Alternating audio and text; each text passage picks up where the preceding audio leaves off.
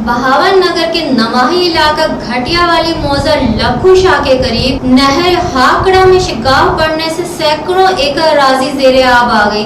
देखते हैं मंजूर कुरैशी की रिपोर्ट में।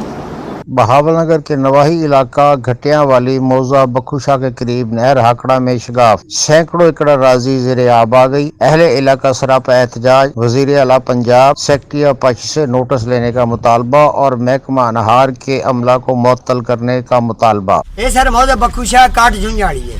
साढ़े तो 2 मरबे तो नहर टुटी है। मुहर्रम दी राती 4 बजे नहर टुटी है और 36 घंटे पानी चलता रहा है। अगो 10 मुहर्रम दी छुट्टी सी, कोई अमला नहीं इतने नहर ते पहुंचा। ये 36 घंटे पानी चलिया है, जो सारा पानी है 25-26 मरबे जो सारी फसल तबाह करती। धान का पक्का फसल खड़ा सी, सारा टोटल डुब गया है। साडा कोई वसैल नहीं।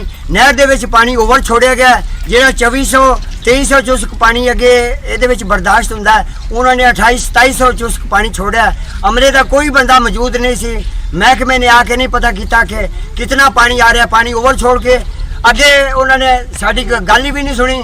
साडा पूरा इलाका डुब्या पे। साडे बच्चे स्कूल नहीं आ सकते, जिहड़ियां पिछे आबादियां ने वो पानी दे विच ने। साडे घर डिग पे ने, साडे बच्चे स्कूल भी नहीं आ सकते।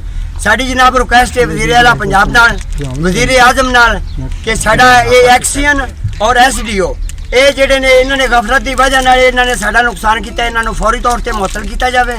साडा इन्होंने नुकसान किया ते बाकी साडा जिहड़ा पानी है किसी तरीके कढ़िया जाए वापस, जिस तरह भी ये पंपां नाल कढ़दे ने या डीजल कोई भी एस्टीमेट ला के पानी साडा कढ़िया जाए।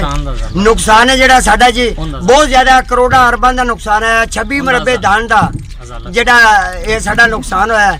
साडी इन्हां अगे गुजारिश है, साडे छोटे छोटे बच्चे ने 2 साल ये पानी खुश्क नहीं हुंदा। महकमे ने नहर बंद करती है, साडा पानी वापस भी नहीं जांदा ते साडा ये नुकसान दा उजाला किया जाए। साडी ये गुजारिश है। साडी कोई सुनने वाला कोई नहीं। एक्सीएन साहब को गए हैं, एसडीओ को गए हैं, सानू कहने वापस चले जाओ, तुहाडा पानी कढ़ांगे। साडा पानी जिहड़ा है किसी तरीके नहीं निकलदा। ये पानी 5 तो 6 फुट खड़ा है, तुहानू पिछे नज़र आंदा पिया सीगा। फसल साडा नज़र नहीं आता, सारा विच पानी दे ते मेहरबानी की जाए जी इस पानी नू कढ़िया जाए, वरना 2 साल पानी साडा खुश्क नहीं हुंदा। असी तो रोजी तो तंग हो गए, असी निक्के निक्के बच्चे लिया ते किधर जाइए। कैमरामैन टीम के हमरा पीर मंजूर कुरैशी, बहावल नगर।